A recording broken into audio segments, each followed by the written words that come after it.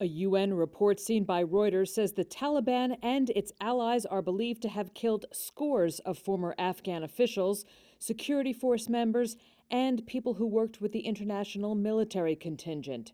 6 months after the takeover by the Taliban, Afghanistan is hanging by a thread. UN Secretary General Antonio Guterres' report to the UN Security Council paints a picture of worsening living conditions for Afghanistan's 39 million people, despite an end of combat after the Taliban's takeover in August.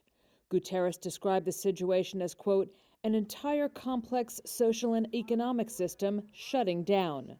The report is the latest in a series of warnings the UN chief has issued in recent months about the humanitarian and economic crises that accelerated after the Taliban seized Kabul. Guterres recommended the Council approve a restructuring of the UN mission to deal with the situation, including the creation of a new human rights monitoring unit. Despite a general amnesty announced by the Taliban, the UN mission has determined that, since August 15th, more than 100 former officials, security force members, and people who worked for the U.S.-led international military contingent have been killed, over two-thirds of them allegedly by the Taliban or their affiliates.